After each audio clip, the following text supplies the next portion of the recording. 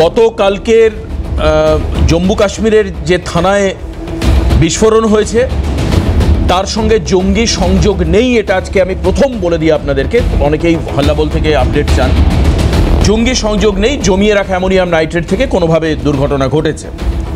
তবে যেভাবে হঠাৎ করে জমিয়ে রাখা অ্যামোনিয়াম নাইট্রেট থেকে থানাতে দুর্ঘটনা ঘটলো বা বিস্ফোরণ হলো, 9 জন মানুষের প্রাণ গেল, ঠিক এমনিভাবেই জমে থাকা ক্ষোভ বিজেপির দাবি মতো বাংলায় যে পরিবর্তন করে দেবে সেটাকে কিন্তু সঠিকভাবে বলা যাচ্ছে না। তার কারণ এটা ঠিক যে বিভিন্ন রাজ্যের পার্সপেক্টিভ বিভিন্ন রকমের, বিভিন্ন রাজ্যের মানুষের ভাবনা চিন্তা ভিন্ন রকমের, বিভিন্ন রাজ্যের মানুষের ডিমান্ড অন্য রকমের। রাজ্য সরকার কতটা তাদেরকে সাবসিডাইজ করতে পারছে, কতটা ভর্তুকি দিচ্ছে, ভাতা দিচ্ছে, প্রকল্প দিচ্ছে, সেটাও একটা ফ্যাক্টর।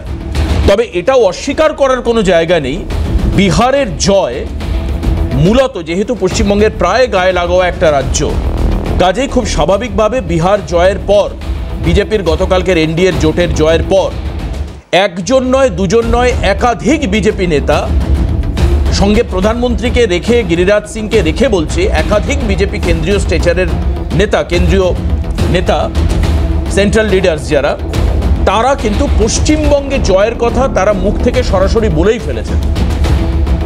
তারা বলে ফেলেছেন। এবার কোন ভিত্তিতে বিহারের পর বাংলা জয় হবে বা বাংলা আদতেও জয় করা সম্ভব হবে কিনা সেই প্রশ্নের উত্তর আজকে আমরা খোঁজার চেষ্টা করব। যদিও কুণাল ঘোষ তৃণমূলের মুখপাত্র, তিনি বলেছেন 250-র উপরে আসন তৃণমূল কংগ্রেস 2026-এর হতে যাওয়া বিধানসভা থেকে অর্জন করবে। যেহেতু আজকে কংগ্রেসের গেস্ট রয়েছে সেই জন্য আমি আগেই বলে রাখি, ইন্ডি জোটের মুখ হিসাবে কংগ্রেসকে রাখা উচিত নয় বলেও তৃণমূল কংগ্রেসের দাবি। কিভাবে দেখবে কংগ্রেস? সঙ্গে বিহারের ক্ষেত্রে যে ডিসঅ্যাপয়েন্টেশন কাজ করছে, যে হতাশা কাজ করছে, সেখান থেকে রাজ্যের লড়াইয়ে কংগ্রেসের কামব্যাকটা কিভাবে হবে? রাজনীতিতে উত্থান এবং পতন থাকে, এটা অত্যন্ত স্বাভাবিক, অত্যন্ত স্বাভাবিক, মানে এটা নিয়ে ঘাবড়ে যাওয়ার কোনো কারণ নেই। উত্থান যদি হয় পতনের পর, তাহলে বুঝতে হবে সেই রাজনৈতিক দল মানুষের মন জয় করতে পারছে। কংগ্রেস কি সেটা করতে পারবে? ইত্যাদি নানান প্রশ্ন থাকছে। তবে যেটাই আপনাদেরকে প্রথমে বললাম যে কালকে বিজয়ের যে অনুষ্ঠান, সেখানে এসে প্রধানমন্ত্রী বাংলা জয়ের কথা বলেছেন, অর্থাৎ নরেন্দ্র মোদীর গলায় বাংলা জয় করার, এদেশের এই রাজ্যের সাধারণ মানুষকে নিয়ে বাংলা জয়ের ডাক কি বলেছেন তিনি। আমি পরপর দুটো বক্তব্য প্রধানমন্ত্রী নরেন্দ্র মোদীর একসঙ্গে শোনাবো আপনাদের, শুনুন। यहाँ बिहार से बहते हुए ही बंगाल तक पहुंचती है। बिहार ने बंगाल में भाजपा की विजय का रास्ता भी बना दिया है।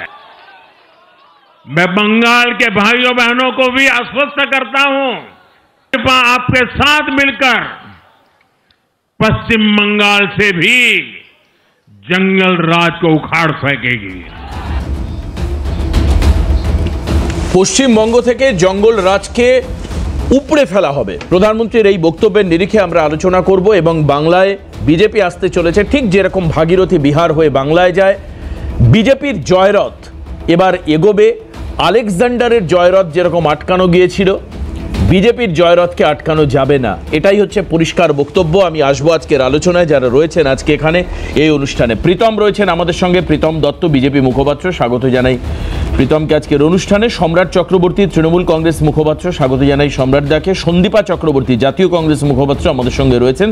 অরিন্দম বিশ্বাস আমাদের সঙ্গে রয়েছেন, সভাপতি জাতীয় বাংলা পরিষদ। আমি আপনাকেও স্বাগত জানাই আজকের অনুষ্ঠানে। আমি প্রথম সম্রাটদার কাছে যাব। সম্রাটদা, এই জয়রথ, যেখানে আমি তো ধরবো হরিয়ানা, দিল্লি, এইসব একাধিক রাজ্য জয়ের থেকে অনেক বেশি গুরুত্বপূর্ণ, মানে মহারাষ্ট্র, এই সমস্ত জয়ের থেকে অনেক বেশি গুরুত্বপূর্ণ ছিল বিহারের ইলেকশন বিজেপির কাছে। এই অ্যাসিড টেস্টে বিজেপির সাফল্য পশ্চিমবঙ্গে ভাগীরথী কি বইবে? মানে যে ভাগীরথীতে এসে দাঁড়িয়ে রয়েছে বিজেপি বিহার বর্ডারে, তারা বাংলায় 26-এ জয় পাবে? বা যদি পাই কিভাবে পাবে, না পেলে কেন পাবে না? বিহারের নির্বাচনের ফলাফল দেখে বহু সংখ্যক মানুষের থেকে প্রত্যাখ্যাত হয়েও ভোট বিন্যাসের ফলে এনডি একটা বড় জয় পেয়েছে। আমার নচিকেতা চক্রবর্তীর দুটো লাইন মনে পড়ছে, বিজয়ীরা বরাবর ভগবান এখানেতে, পরাজিতরাই পাপী এখানে। রাম যদি হেরে যেত রামায়ণ লেখা হতো, রাবণ দেবতা হতো সেখানে। কেন পথ নিয়ে মাথা ব্যথা, জেতাটাই বড় কথা, হেরে গেলে সেম সেম। প্রশ্ন আছে, প্রশ্ন থাকবে। এসআইআরের পরে প্রথম নির্বাচন, অনুপ্রবেশকারী ঘুষপেটিয়া, প্রশ্ন করা হলো নির্বাচন কমিশনার জ্ঞানেশ কুমারকে, উত্তর এলো না। যে দাবি নিয়ে অমিত শাহ বিহারে প্রচার করলেন বারবার যে অনুপ্রবেশকারীদের চিহ্নিত করা হবে, কতজন অনুপ্রবেশকারী কতজন ঘুষপেটিয়া, উত্তর এলো না। বহু মানুষ যারা হাইকোর্টের দরজায় ঘুরে বেরিয়েছেন, দেখুন আমার নাম মৃতের লিস্টে কিন্তু আমি জীবিত, তাদের নিয়ে উত্তর এলো না। কপিল সিবাল যে ভিডিওটা দিয়েছিলেন ভিন রাজ্যের ভোটার, ইলেকশন কমিশন প্রথমে 7,42,00,000, পরবর্তী ক্ষেত্রে 7,45,00,000, এই যে 3.5 লাখের ব্যবধান, তাদের মধ্যে ওই কপিল সিবালের ভাইরাল ভিডিওতে যারা ভিন রাজ্যের নাগরিক তাহারা ভোট দিতে এসেছিল কিনা উত্তর পাওয়া যায়নি। উত্তর পাওয়া যায়নি, এরকম অসংখ্য প্রশ্নের উত্তর পাওয়া যায়নি। পরবর্তীকালে নাম ঢোকানো ওই 3.5 লাখ লোকের মধ্যে রাকেশ সিনহা ছিল কিনা, ওই 3.5 লাখ লোকের মধ্যে 2 আঙ্গুলে কালি দেখানো সম্ভাবী চৌধুরী ছিলেন কিনা, পথ নিয়ে তো প্রশ্ন আছেই। আসি বাংলার প্রসঙ্গে। বাংলার ক্ষেত্রে আশা করা, গঙ্গা নিয়ে কথা বলেছেন, বলতেই পারেন। আচ্ছা, 2019-এ বিজেপি পিক ফর্মে ছিল ভারতবর্ষে, 303টা আসন জয় করেছিল, বাংলাতে 18 জন এমপি ছিল। 2021-এ এসে আপকি বার 200 পার হয়েছে নাকি? বাংলার রাজনীতি এভাবে হয় না। আমি গতকালকেই একটা ছোট্ট উদাহরণ দিই। গতকালকে যেমন বিহারের নির্বাচনের ফলাফল বেরিয়েছে, তেমনি ঝাড়খণ্ডের ঘাটশিলা সেই নির্বাচনের ফলাফলও কিন্তু বেরিয়েছে। ঘাটশিলা কোথায় ছিল? একদা বিহারের মধ্যে একটা অংশ ছিল, সেখানে বিজেপির চম্পক সোরেনের পুত্রর হাত থেকে ওই আসনটা ছিনিয়ে নিয়েছে কিন্তু হেমন্ত সোরেনের দল। তাহলে রাজ্য রাজ্যে নির্বাচনের প্রেক্ষাপট আলাদা হয়, ভিত্তি আলাদা হয়। কাজে বিহারের নির্বাচনে কি ফলাফল, কিভাবে ফলাফল দেখে যারা মুঙ্গেরিলালের হাসিন স্বপ্ন দেখছে, তারা সেই স্বপ্নে বিরিয়ানি বানাক, বেশি করে ঘি ঢালুক। বাংলার মানুষ দুধ দিয়ে ভাত খায় মমতা বন্দ্যোপাধ্যায়ের রাজত্বে, তারা ফিনাইল দিয়ে ভাত খাবে না, এটা খুব স্পষ্টভাবে বলে দিতে চাই। প্রশ্ন এখানে সংকেত, নির্বাচনে জিতবো তার সংকেত কিভাবে? সংকেত 2024-এর লোকসভা নির্বাচনের প্রেক্ষাপটে আছে, 18টা ছিল 12টা হয়েছে, এটা সংকেত। তারও আগে পঞ্চায়েত নির্বাচনে যাই, ধারে কাছে নির্বাচনের ফলাফলে না থাকাটা সংকেত। লোকসভা নির্বাচনের পরে 13টা বিধানসভার উপনির্বাচন, 13টাতেই পরাজিত, এমনকি মাদারিহাট যেটা ওদের আসন ছিল সেটাতেও পরাজিত, কোনটা সংকেত? ভালো বলেছেন প্রধানমন্ত্রী। প্রধানমন্ত্রী জানেন, খুব একটা ভুল কথা বলেন না, 2-4টে বড় বড় ভুল ছাড়া। তিনি বলেছেন গঙ্গার কথা। তিনি জানেন 2026-এর নির্বাচনের পরে বাংলায় বিজেপির গঙ্গা প্রাপ্তিই ঘটবে। বেশ, আমি ঠিক এই বক্তব্য নিয়ে প্রীতমের কাছে যাব, কিন্তু তার আগে আমি একটু জানতে চাইবো যে সম্রাটদা, আপনাদের এখন সাংসদ সংখ্যা কত? মানে আপনার এমপির সংখ্যা? 29 জন। কোনো একটা সময় তৃণমূল কংগ্রেসের একজন সাংসদ ছিলেন। রাজনীতি পরিবর্তনশীল, গঙ্গা দিয়ে জল বইবে বা নদী থেকে জল বইবে। আচ্ছা, এটাও তো বাস্তব সম্রাটদা, একটা সময় বামেরা গর্ব করে আমরা এত ওরা এত বলেছিল, তারপরে আজ না সম্রাট, আমার সঙ্গে আপনার কনফ্লিক্ট না, আমি প্রীতম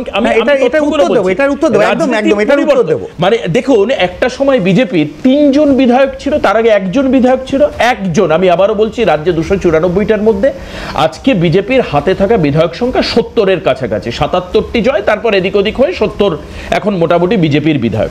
তাহলে এই বাংলায় যখন বারবার করে উদাহরণ হিসাবে মানুষ সামনে এনেছে যে কোনো রাজনীতির দলের স্থায়ী ঠিকানা যে বাংলা, তা নয়, তবে বাংলার মানুষ ধৈর্যশীল, বাংলার মানুষ দেখতে পছন্দ করতে, স্বাদ নিতে সময় নেন, কারণ বামেরা 34 বছর ছিল।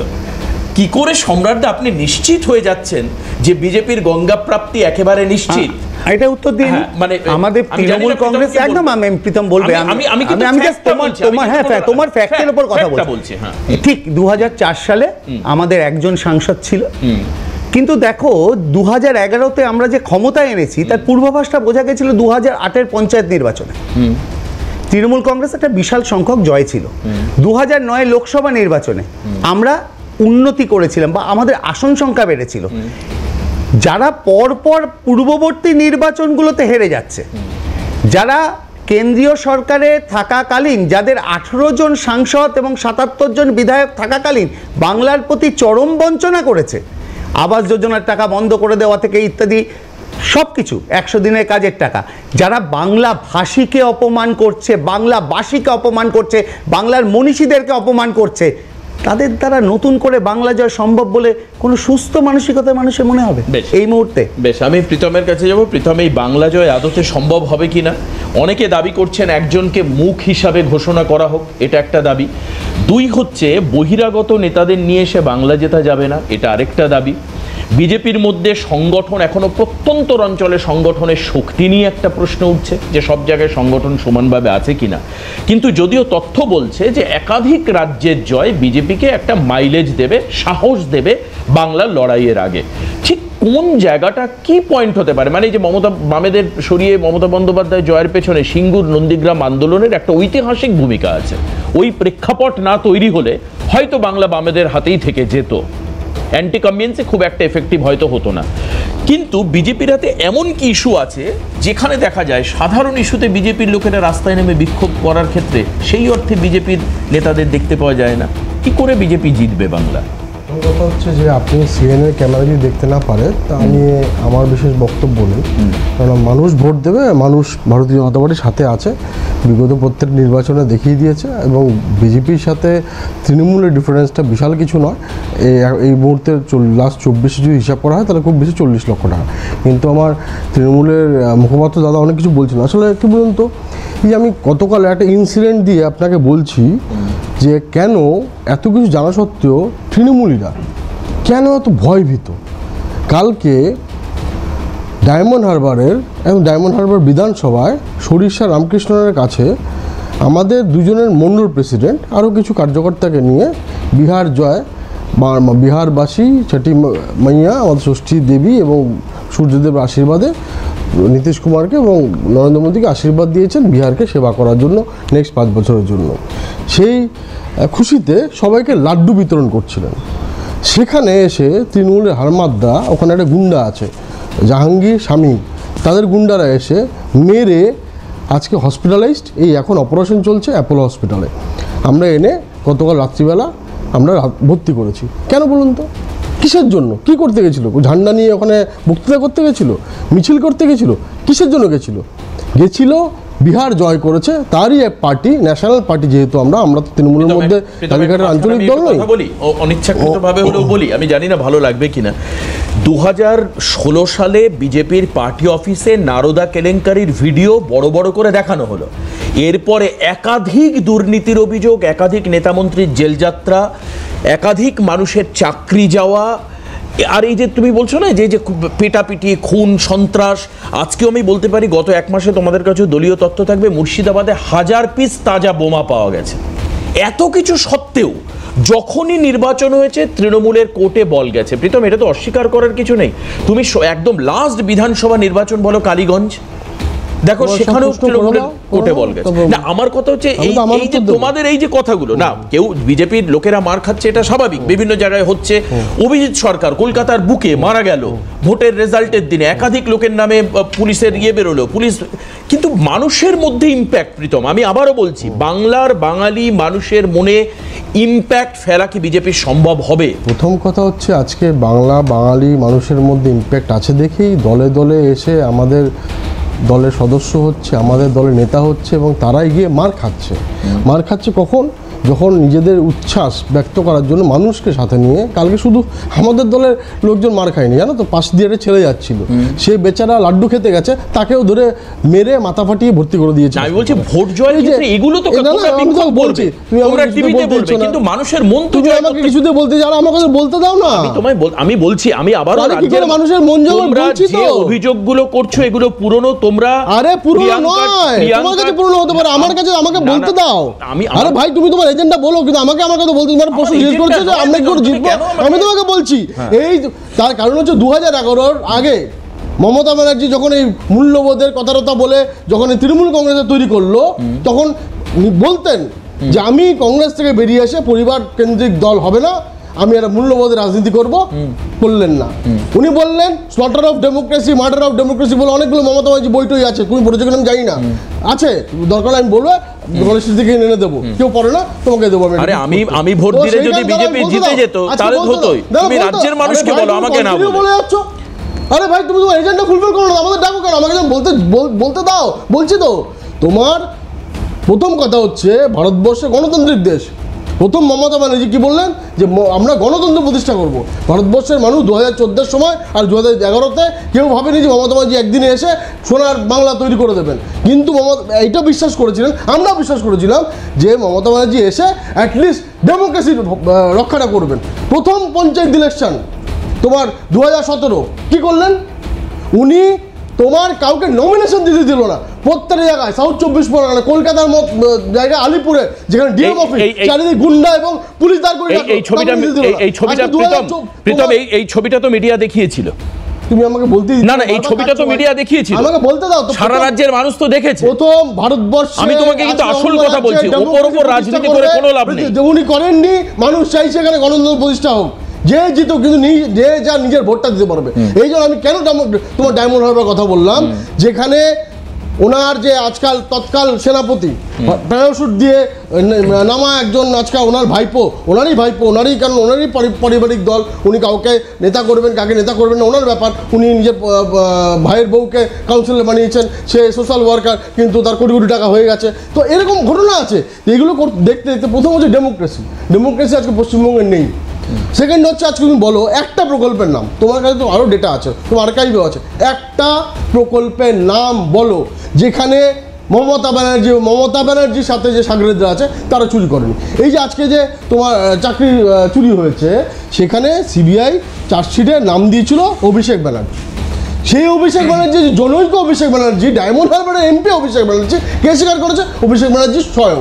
এবং এই কাকু তার থেকে যে টাকা পয়সা নিত করতো, সেটা তার কণ্ঠস্বরে আমরা তোমাদের ক্যামেরার মাধ্যমে, তোমাদের প্রতিবেদনে আমরা দেখেছি। তার তদন্ত কে করছে? রাজ্য পুলিশ। কে করছে তদন্ত? কে করছে তুমি বলো? কাকুর কণ্ঠস্বর ফরেনসিক টেস্ট কে করছে বলো তো? কে করছে বলো তো? কোর্টের উপরে, ইফ ইউ ডোন্ট মাইন্ড আমি বলি, আজকে তদন্ত মাঝপথে থেমে যাচ্ছে, তার দায়িত্ব কার? কোর্টের নজরদারিতে তদন্ত, কোর্টের নজরদারি। তোমাদের নেতারা বলছে প্রতিদিন তার রিপোর্ট দিতে হয়। তোমার প্রদেশ সভাপতিকে গিয়ে জিজ্ঞেস করো, শ্রমিক দা নিজে বারবার করে বলেছেন যে সিবিআই তদন্তের উপর মানুষ আস্থা হারাচ্ছে। তুমি তোমার সাংসদ অভিজিৎ বাবুকে গিয়ে জিজ্ঞেস করো কি বলছেন ওনারা।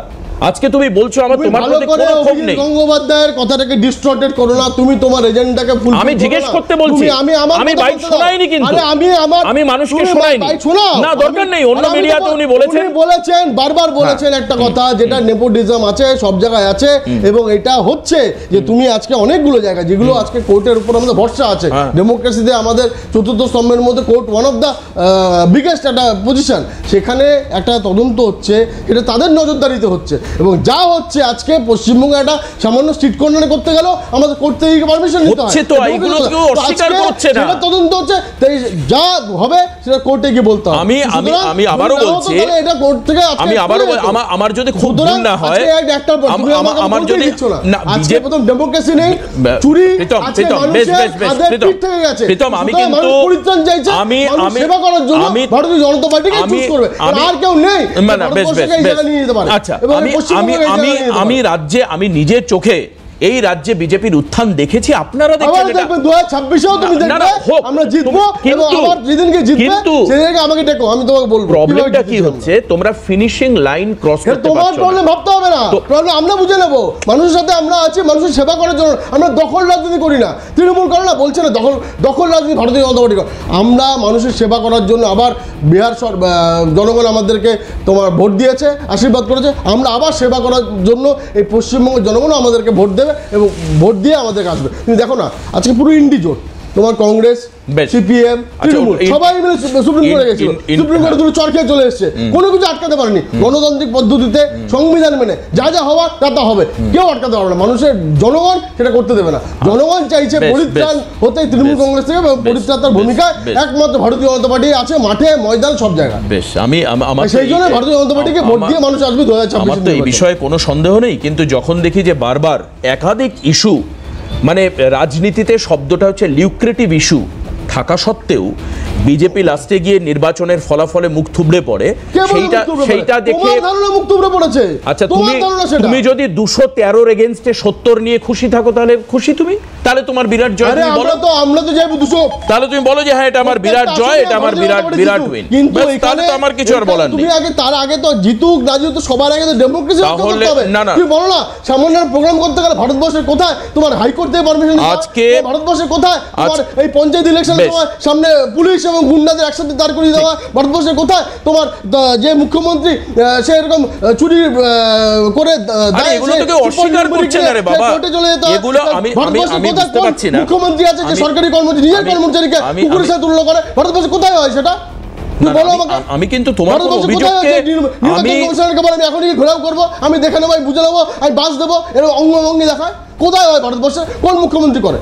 আমি জানি না, প্রীতম হয়তো আমাকে বুঝতে চাইছে না বা বুঝতে পারছে না বা কিছু, আমরা তোমাকে বুঝতে পারছি, বা বিহারের জয়ের পর অতিরিক্ত আনন্দিত রয়েছে বলেই হয়তো এরকম করছে। তোমার বিহারের জয় আমাদের যেমন আনন্দিত করছে, দেখো তুমি যখনই রাজনীতিতে আমরা যখনই এসছি, আমরা যে ভাবধারে বিশ্বাস করি, যখনই আমাদের জয় হয় তখন তাদের উপর রেসপন্সিবিলিটিও আমাদের বেশি হয়, সেই জন্য আমাদের সে বিনয়ী হতে শেখায়। সেটা নরেন্দ্র মোদীর থেকে আজকে ভারতবর্ষ। তুমি এতক্ষণ অত্যন্ত বিনয়ী ভাবে কথা বলছো, সত্যি আজকে মমতা ব্যানার্জি তুমি অত্যন্ত বিনয় প্রকাশ করছো, এটা সবাই দেখছে। হ্যাঁ সবাই দেখছে, দেখুক, অত্যন্ত বিনয়। তুমি তোমার 10 মিনিটের বক্তব্যে অ্যাঙ্কারকে 5 বার অ্যাটাক করলে, হেভি বিনয় তোমার দেখা যাচ্ছে। উত্তর দিচ্ছি, তুমি বারবার আমাকে না আরে আমাকে তো প্রসঙ্গগুলো বলতে হবে, পাবলিক দেখে নিয়েছে, আমাকে তো প্রসঙ্গগুলো বলতে হবে। আমি তো বারবার বলছি, বাস ঠিক আছে, ওকে। এই গণতন্ত্র, তুমি এই পুরো বক্তব্যে অন্তত 36 বার গণতন্ত্র বলেছো তো, তাহলে সন্দীপাও তো গণতন্ত্রের অংশ, ওদিকে অরিন্দম বিশ্বাসও তো গণতন্ত্র। তুমি যদি পুরোটা বলো, না তোমরা তো চাও ব্যানারিটি প্রবলেম, আমরা চাই না, রক্ষা করার জন্য তো আমাদের রাজনীতি করা। বেশ আপনারা অন্যদিকে দেখে বা যারা প্রীতমের অনুগামী রয়েছেন তারা ভাবতে পারেন যে সঞ্চালক হয়তো বিহার জয়ের লাড্ডু পায়নি বলে এরকম করছে, সেটা নয়। আমি বাস্তবতাকে তুলে আনার চেষ্টা করছি। বারবার করে একাধিক ইস্যু, বিজেপির লড়াই, কিন্তু শেষমেশ জয়ের ক্ষেত্রে বিজেপির খানিকটা পিছিয়ে থাকা। বেশ আমি এইগুলো কোনো কথা হলো, আমার কষ্ট কেন হবে? আমার কষ্ট কেন হবে? আমার কষ্টের কোনো ব্যাপারই নেই। বাংলার ছেলে হচ্ছে, আমাদেরও হচ্ছে, কিন্তু হবে 2026 নির্বাচন। আজকে যে মানুষগুলো চাকরি গেছে তাদের কষ্ট হচ্ছে। আজকের হাইকোর্টের নির্দেশ, সুপ্রিম কোর্টের নির্দেশে যাদের চাকরি গেছে তাদের সমস্যা হচ্ছে। যারা মার খাচ্ছে, বিশ্বজিৎ সরকার দৌড়ে দৌড়ে ঘুরছে, ভাইকে রক্তাক্ত অবস্থায় পড়ে থাকতে দেখে তাদের কষ্ট হচ্ছে। বিজেপির দাবি মতো 130 জনের মৃত্যু হয়েছে, বিজেপির দাবি, সেই পরিবারগুলো কষ্ট হচ্ছে, আমার কষ্ট হচ্ছে না। সেই পরিবারের মানুষজন আজকে তাদের দিকে তাকিয়ে যদি রাজনৈতিক আন্দোলনকে সেইভাবে সংগঠিত করা যেত, অনেক কিছু করা যেত। সিঙ্গুরার নন্দীগ্রামের তথ্য দেখো, একমাত্র একজনের মৃত্যু, একটি মেয়ের মৃত্যুকে কেন্দ্র করে যেভাবে মমতা ব্যানার্জি রাজনীতি করেছিলেন, আমার মনে হয় না। বেশ আমরা আসবো, আমি আসবো। বিহারের নির্বাচনে কংগ্রেসের অবস্থান নিয়ে, মানে কংগ্রেস যা ফলাফল করেছে সেটা নিয়ে বিজেপি যত না বলেছে, মানে বিজেপি যা কংগ্রেসকে বলেছে তার চাইতে অনেক বেশি বলেছে তৃণমূল কংগ্রেসের লোকেরা। এখানে সম্রাটদা নিজেও রয়েছেন, অন্যান্য যারা তৃণমূল কংগ্রেসের বিভিন্ন মুখপাত্র, তারা বলছেন যে INDIA জোটে, মানে ইন্ডি জোটে আর কি, কংগ্রেস খানিকটা নৈবেদ্যের নাড়ুর মতো। নৈবেদ্যের নাড়ু কি হিসাবে কুণালবাবু এর ব্যাখ্যা করেছেন আমি জানি না, তবে আপনাদেরকে শোনাবো যে বারবার ফেলিয়ারের পরে কংগ্রেসকে ভাবা উচিত। কুণাল ঘোষ কি বলেছেন একবার শোনাই আপনাদের, শুনুন। তাহলে মমতা বন্দ্যোপাধ্যায়ের নেতৃত্বে তৃণমূল কংগ্রেস এই লড়াইটা দিয়ে যাচ্ছে বারবার বিজেপিকে হারিয়ে। যদি সারা দেশেও বিজেপি বিরোধী শক্তিকে একজোট করে শক্তিশালী করতে হয়, তাহলে কংগ্রেসকেও ভাবতে হবে, যারা নিজেরা একের পর এক রাজ্যে ফেল করছে, ডাহা ফেল করছে, তারা এই বিকল্প শক্তির ভরকেন্দ্র হয়ে বসে বিজেপির বিরুদ্ধে কি লড়বে? সর্বভারতীয় নেতৃত্বের বিষয়, ইন্ডিয়া জোট কীভাবে, কিন্তু এটা ঘটনা যে কংগ্রেস বারবার ফেল করছে, বিভিন্ন রাজ্যে কংগ্রেস বারবার ফেল করেছে। সুতরাং যারা বারবার দায়িত্ব পালনে ব্যর্থ হচ্ছে, তো তারা কি করে সব দলকে নিয়ে বিকল্প জোটের মানে নেতৃত্ব দিতে পারে? ঘটনাচক্রের সামনে লোকসভা নির্বাচন নেই, সেই কারণের জন্যই কুণাল ঘোষ হয়তো উদাত্ত কণ্ঠে INDIA জোটের অন্যতম সঙ্গীকে অস্বীকার করতে পারেন। হয়তোবা বিধানসভায় জোট তৈরি হবে না কংগ্রেসের সঙ্গে, তৃণমূল কংগ্রেস একাই লড়বে, খুব স্বাভাবিক এটা। সেই কারণের জন্য আজ এই বক্তব্য। হয়তোবা 2027 সালে যদি আমি এখানে থাকি বা কুণাল বাবু যদি তার নিজে স্বপদে অধিষ্ঠিত থাকেন, তার গলায় অন্য কথা শোনা যাবে। আমি সন্দীপ ভাই এই জায়গায় জিজ্ঞেস করবো, এই যে মানে ওভারঅল একটা কালেকটিভ ভাবে দেখতে গেলে তো কংগ্রেসের এই যে প্রতিরোধ করার ক্ষমতা, আমি তৃণমূলের বক্তব্য বলছি না, কিন্তু বিজেপিকে প্রতিরোধ করার ক্ষমতা যদি তুমি সর্বভারতীয় রাজনীতির ক্ষেত্রে দেখো, তাহলে কংগ্রেস কিন্তু এটা বাস্তব যে বারবার বিজেপি থেকে পিছিয়ে থাকছে। এর কারণটা কি হচ্ছে? এবং দেখো রাজ্যের ক্ষেত্রেও কংগ্রেস সেই ধরনের কেন্দ্রীয় নেতৃত্ব সেইভাবে রাজ্য নেতৃত্বকে যে সাপোর্ট করবে, বিহারের ক্ষেত্রে দেখো আরজেডির পাশে রাহুল এসে দাঁড়াননি, এরকম একটা অভিযোগ বারবার রয়েছে। যদিও উনি জলে লাফ দিয়ে পড়েছেন কোনো একটা জায়গায়, আমি দেখছিলাম নৌকা থেকে, প্রধানমন্ত্রী তাকে মাছ ধরার সঙ্গে তুলনা করেছেন। কিন্তু আসল দেখো, যদি আমি পোস্টমর্টেম করি, আসল কারণ সেন্ট্রাল কমান্ড বা রাজ্যের যারা রাজ্য নেতৃত্ব রয়েছেন তারা কি বলছেন, কি ভাবছেন কংগ্রেসের এই পরাজয় বা আগামী বাংলা নির্বাচন নিয়ে? সঞ্চালক বাবুকে প্রথমেই বলবো যে আমরা কংগ্রেস, আমরা ডেফিনেটলি সাংবাদিকদেরকে আক্রমণ করব না, কি মৌখিকভাবেই হোক বা অন্য কোনোভাবেই হোক। যতবার তৃণমূল বা বিজেপি আক্রমণ করবে আমরাই আপনাদের পাশে এসে দাঁড়াবো। 100 বার না, এটা কালকে বিহার জয়ের ফলে উচ্ছ্বসিত হয়ে প্রীতম এটা ভালোবাসে, এটা বিজেপির আক্রমণ, লাড্ডু কম পেয়েছে।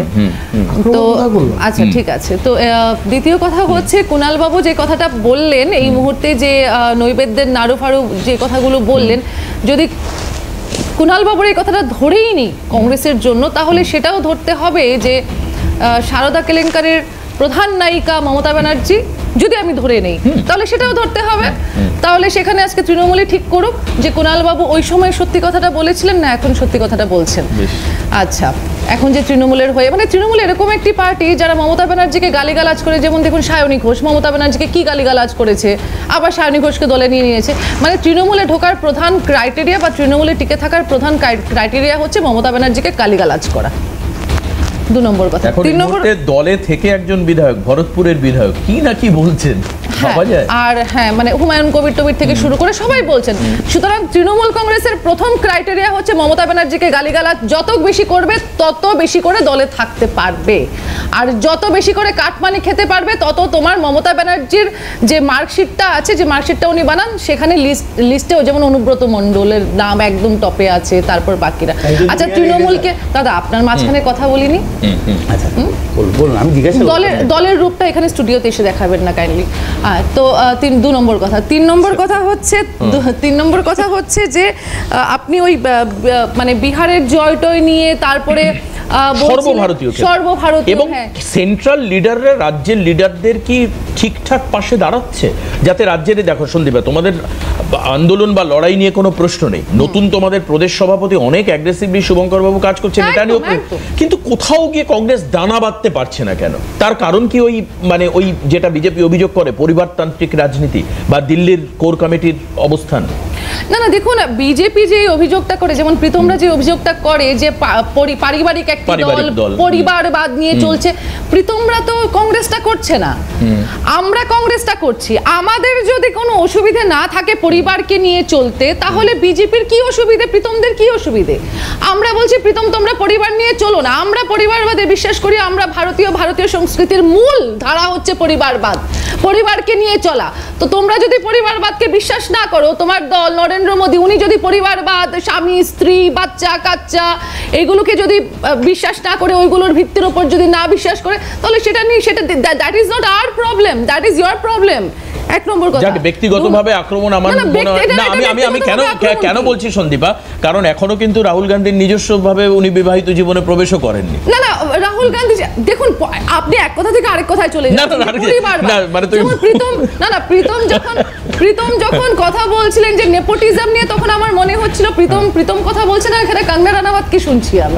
হ্যাঁ, এই যে নেপোটিজম একদম, আমি প্রীতম তোমাকে আমি মানে আপলিফট করছি, আমি তোমাকে কঙ্গনা রানাওয়াতের সাথে তুলনা করছি, অত ভালো নেপোটিজম নিয়ে যে কিছুক্ষণ আগে বক্তব্যটা রাখলে বলিউডকে পুরো নাড়িয়ে দিয়েছিল, আজকে সেই বলিউডের যাদেরকে নিয়ে করেছে তারাই আবার নরেন্দ্র মোদী ইনফ্যাক্ট তাদের সাথে গিয়ে ছবি তুলছে। হ্যাঁ, তো যাকে ওইগুলো জোকস অ্যাপার্ট বলবো না, ওইগুলো সিরিয়াস জিনিস। নেপোটিজম নিয়ে বা পরিবারবাদ নিয়ে যদি বলতে যাই, অনুরাগ ঠাকুর থেকে শুরু করে রাজনাথ সিং এর ছেলে থেকে শুরু করে বিজেপির মধ্যে যে পরিবারবাদগুলো আছে, জয় শাহ কোন পরিবারবাদের প্রোডাক্ট না? অমিত শাহজি ওনাকে ওই বড়োদার স্টেশনে কুড়িয়ে পেয়েছিলেন, যে স্টেশনে নরেন্দ্র মোদী গিয়ে চা বিক্রি করতেন।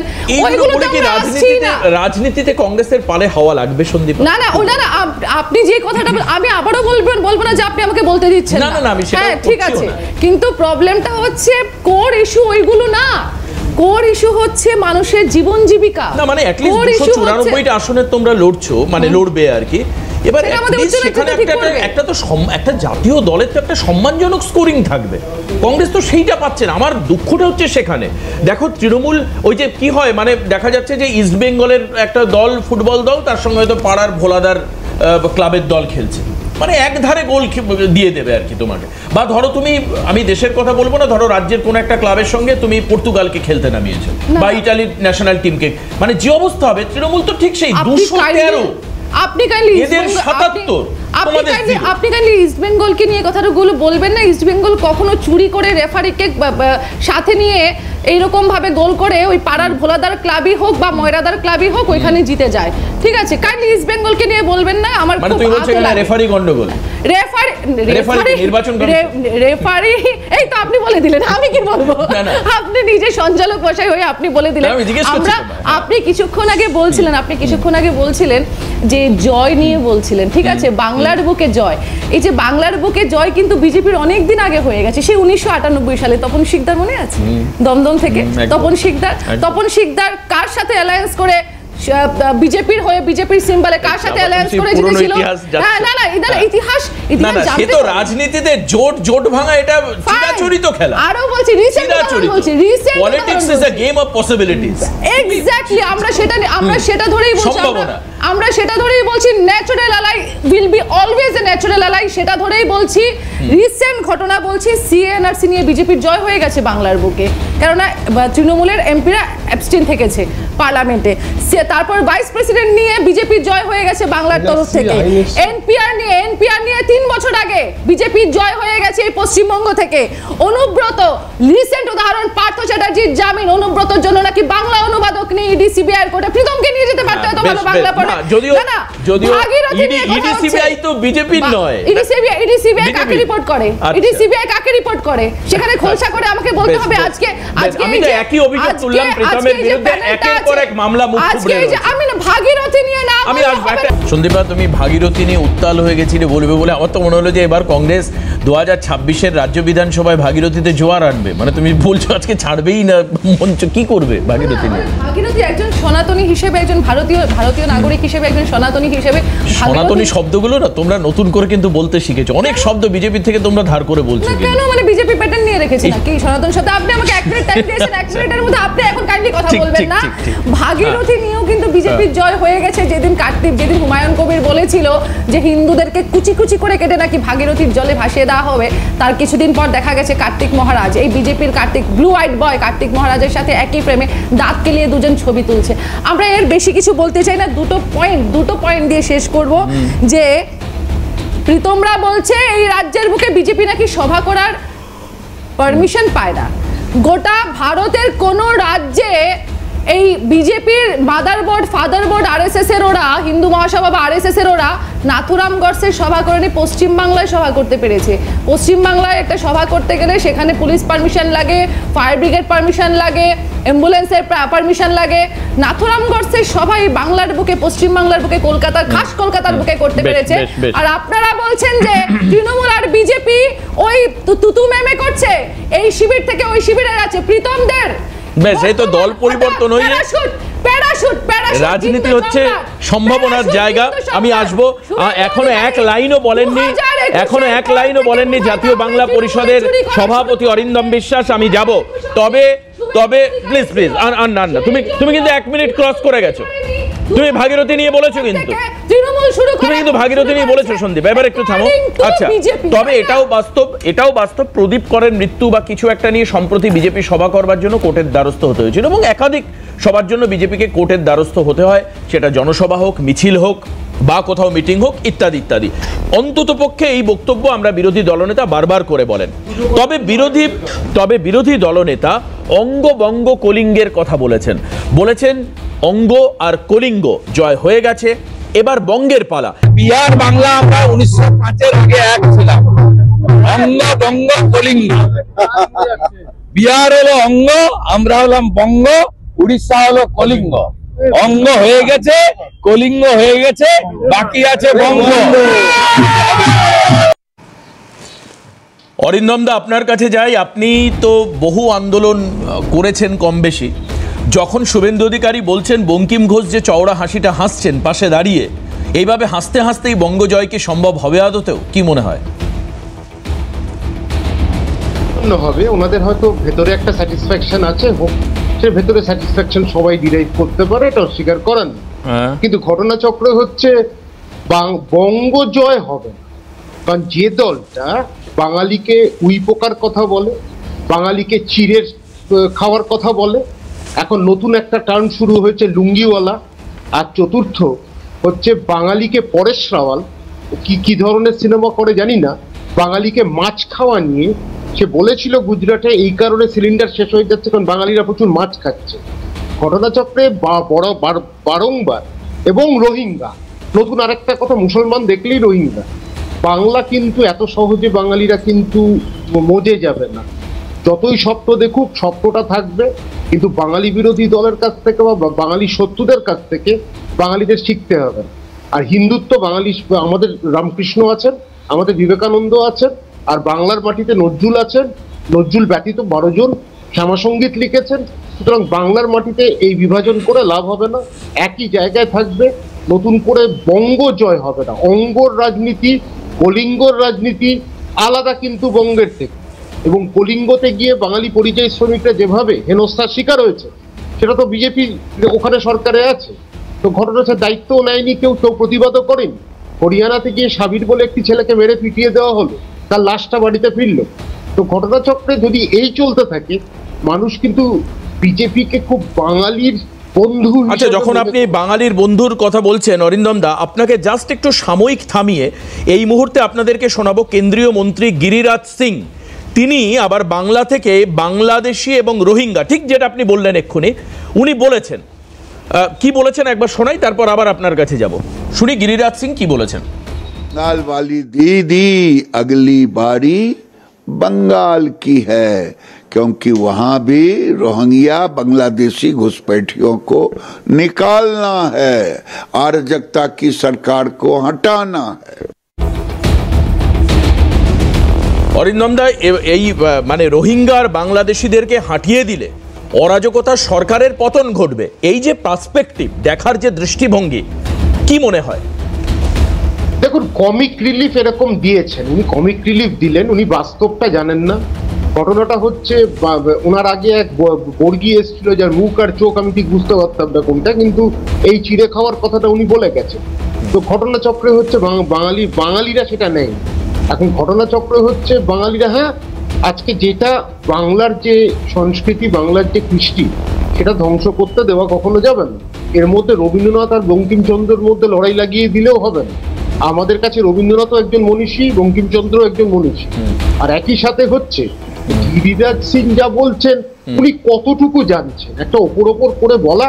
আর আমার বক্তব্য না, এটা তো অভিজিৎ গাঙ্গুলি কদিন আগে এই কথাটাই বলেছে, যে ওপর থেকে লোক এসে বাঙালিদের বোঝাতে যাচ্ছে কিভাবে রাজ্য জয় করতে হবে, সেটা কোনোদিন হতে পারে না, এবং সেটা হবেও না। উনি এটা বুঝতে পেরেছেন, উনি অনুধাবন করেছেন, এটাই ঘটনা। তার মানে জয়ের চাকা বিহার অবধি থামতে হবে আপনি বলছেন?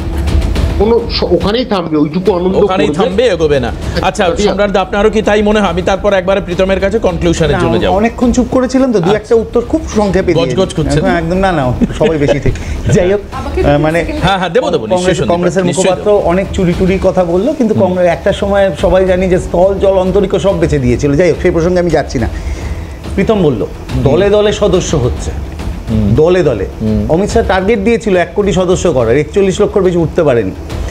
ছেড়ে দিন, ওই প্রসঙ্গে যাচ্ছি না। রাজ্যে যতগুলো বুথ আছে BLA 2 দিতে পারেনি, দলে দলে সদস্য হচ্ছে। গণতন্ত্র প্রতিষ্ঠা, তোমার কথা অনুযায়ী 36 বার বলেছে গণতন্ত্রের কথা। আমি চ্যালেঞ্জ করছি ওপেন, 294 দফায় বাংলায় ভোট হোক, প্রতিটা দফাতে 100 কোম্পানি CRPF থাকুক, তবু আমরা 250 পাবো। শেষ করছি গিরিরাজ সিং এর যে কথাটা, রোহিঙ্গাদের সরকার। কারা রোহিঙ্গা? যারা বিজেপি বিরোধী তারা রোহিঙ্গা, যারা বাংলা কৃষ্টি সংস্কৃতি বাঁচিয়ে রাখে তারা রোহিঙ্গা, যারা বাংলার পরিযায়ী শ্রমিক বাংলা ভাষায় কথা বলে তারা রোহিঙ্গা, যারা ভারতবাসী বাংলা ভাষাকে বুকে আঁকড়ে রেখে চলে তারা রোহিঙ্গা, নাকি যারা সংবিধানকে আঁকড়ে রাখতে চায় তারা রোহিঙ্গা? কিন্তু আমার কাছে যদি সম্ভব হয় মেদিনীপুরের দুটো ছবি আপনাকে দেখাতে চাইবো, যদি আমার কাছে থাকে এখন, চট করে একবার দেখাই, তাহলে প্রীতমের বলতে সুবিধা হবে। স্ক্রিন করি আমরা, কি ছবি রয়েছে দেখি একবার। আচ্ছা, এই যে ছবিটা দেখছেন, এটা হচ্ছে মেদিনীপুরের একটা কলোনি, মানে একটা পাড়া, যেখানে 50 থেকে 60 ঘর মানুষ থাকেন। প্রত্যেকে তারা বাংলাদেশ থেকে এসছেন, অর্থাৎ বাংলাদেশি নেই এটা অস্বীকার করার কোনো জায়গা নেই। আবার সবাই যে তৃণমূলের আমলে এসছেন এরকমটাও নয়, অনেকে বাম আমলেও এসছেন। ঠিক এর পাশেই, এই গ্রামের পাশেই, এই গ্রামটার নামও আপনাদেরকে আমি বলে দিচ্ছি, এই গ্রামটার নাম হচ্ছে খায়রুল্লাহ উত্তরপাড়া। ঠিক এর থেকে 10 কিলোমিটার দূরে আরেকটা গ্রাম আছে যেটা হঠাৎ করে গড়ে উঠেছিল। জানেন গ্রামের নাম কি? গ্রামের নাম হঠাৎ পল্লী। সেখানেও একজনও ভারতীয় নেই। আচ্ছা, এগুলো অস্বীকার করার কোনো জায়গা নেই। প্রীতম, এই সমস্ত এই যে বাংলাদেশিরা যে রয়েছে, এটা বাস্তব। অনেকেই এদের মধ্যে ভোট দিতেন। SIR এর পরে কি খানিকটা আনুকূল্যে যাবে সত্যি, যদি তোমাদের সেন্ট্রাল নেতাদের কথা মতো রোহিঙ্গা তথা বাংলাদেশি ছেটে বাদ দেওয়া যায়? আমাদের কথা মতো না, ইলেকশন কমিশনের কথা মতো, সংবিধানের মত অনুযায়ী। এবং আজকে অরিন্দম দা অনেক কথা বললেন। ভারতবর্ষে এমন একটা পার্টি, যে পার্টির উৎপত্তি বা যে পার্টির প্রথম সভাপতির নাম বাঙালি, সাউথ কলকাতার লোক শ্যামাপ্রসাদ মুখার্জি। তো আমরা গর্ব করি যে আমরা বাঙালির একজনের পার্টির আমরা উত্তরসূরি, আমরা সেই কাজ বয়ে চলেছি, সেই কাজ করে চলেছি। এই কয়েকদিন আগে আপনি ভাবুন, এই কয়েকদিন আগে আপনার 150 বছরের তোমার বন্দে মাতরমের সার্ধ শতবর্ষ ছিল। সেই দিনকে এই কলকাতায় তোমরা স্মৃতিবিজড়িত একটা জায়গা আছে, এখানে মালা পরাবে, তার জন্য সেই তালা বন্ধ করে দিল গেট। তোমাদের প্রতিবেদন আমরা দেখেছি, তালা বন্ধ গেট, এবং আমরা যেখান দিয়ে যাবো সেটা 12 ঘন্টার মধ্যে সেটাকে ভেঙে চুরে চুরমাচুর করে দিল। এটা হচ্ছে বাঙালি প্রীতি। আজকে অরিন্দম দা কথা বলছিলেন, অরিন্দম দার সাথে আমি প্রচুর ডিবেট করেছি। আজকে বাঙালি প্রীতি, সেই জন্য 26,000 বাঙালিরা রাস্তায় বসে থাকে। আজকে বাঙালি প্রীতি, বাঙালির যে আরাধ্য দেবী মা কালীকে অ্যারেস্ট করে প্রিজন মেনে তুলে। আজকে বাঙালি প্রীতি, আজকে রবীন্দ্রনাথকে জ্বালিয়ে পড়ে দিচ্ছেন।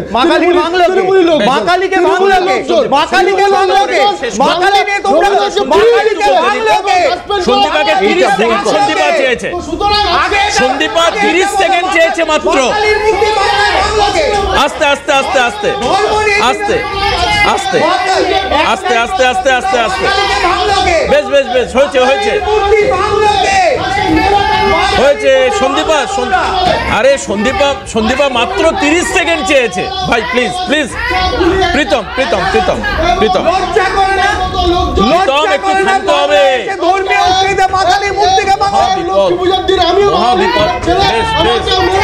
বেশ বেশ বেশ বেশ বেশ, থামবে না থামবে না থামবে না থামবে না থামবে না থামবে না। আমাকে কিন্তু শেষ করে দিতে হবে, তাহলে না, আমাকে শেষ করে দিতে হবে, কিছু করার নেই।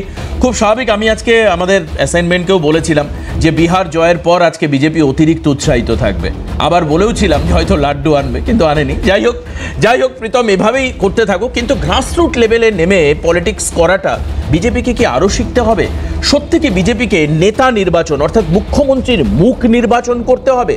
একাধিক ইস্যুকে সঠিকভাবে কাজে লাগাতে হবে? মণ্ডলগুলোকে আরও মজবুত করতে হবে? আমি তো সম্রাটদার কথা অস্বীকার করতে পারি না। বিএলএ দিতে পারেনি বিভিন্ন জায়গায়, অস্বীকার করতে পারবে প্রীতম? সময় নেই, সময় নেই, সময় নেই হাতে। পারবে অস্বীকার করতে? পারবে না। আজকে এখানেই শেষ করব, এখানেই আজকে শেষ করব। পরবর্তী অনুষ্ঠানের সঙ্গে থাকুন, নজর রাখুন ক্যালকাটা নিউজে। হাল্লা বলে অনেক অনেক ধন্যবাদ, নমস্কার সবাই।